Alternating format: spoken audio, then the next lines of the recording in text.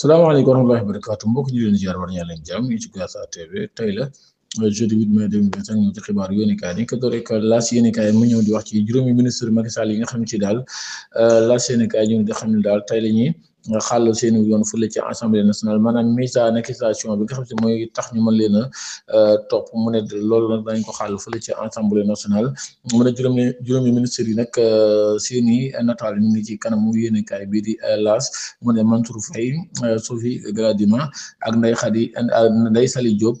ak Moustapha Diop ak Ismaïla Madior Fall mu ne li ñu leen di toppee rek mooy yorin woo xam ne baaxut maanaam doxalin wu lëndëm boo xam ne si daal ñeel na lu jëm ci xaalisu coronavirus bi daal la seen i kay daal ñii daal xam ne mu ne daal seen i mbir daal danañ ko xàll fële ci assemblée nationale. dañuy ñëw ci beneen yéenekaay ba tey ci 5 anciens ministres yi la wax na daal seen i mbir daal ma nga jëm ca yoonu haute cour de justice ba tey Vox Populi ñëw na di wax ci douane bu Sénégal. maanaam démb dafa jàpp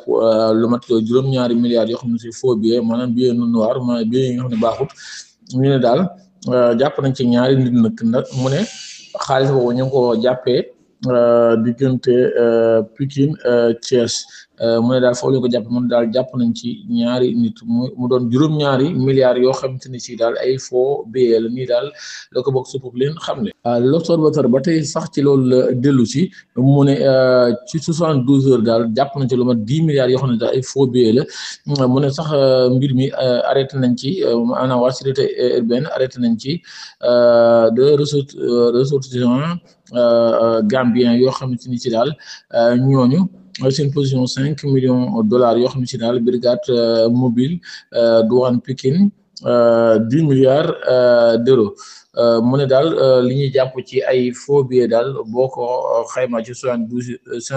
heures yi daal 10 milliards mën na ko li daal la l'Observateur xam. Libération moom dafa ñëw di wax ci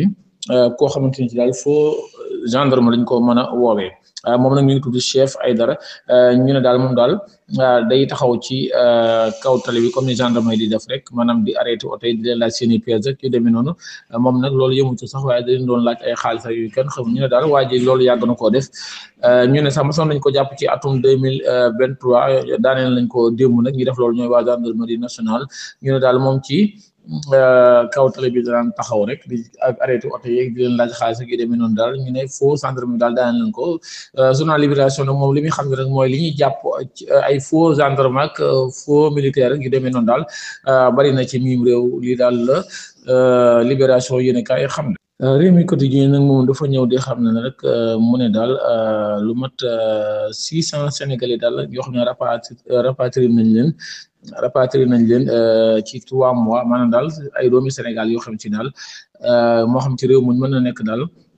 maanaam dellusi nañ leen ci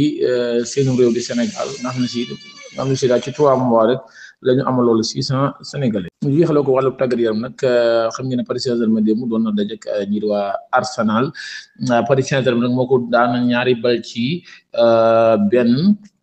on a Paris Saint-Germain sax moom a demoon 2-0 ginnaaw ba nga xam ne si aller ba moom avancé na lii di benn bi dem na ci Parc des Princes lañ doon amal li nga xam ne ci daal mooy demi-finale match retour yi Paris Saint-Germain nag ñoo mujj daan ñii di waa Arsenal 2 bal ci benn dem ca final ba fekk Inter Milan nga xam ne ci daal ñoom ñaar ñoo war a dajee ca final ba 31 mai 2025 fële ca Munich mbokk ñi leen jaajëfal dañ ci yeneen xibaar ci Diaspora TV ñu leen ñaan ngeen abonné te partage tey sem suñu vidéo fu asalaamaaleykum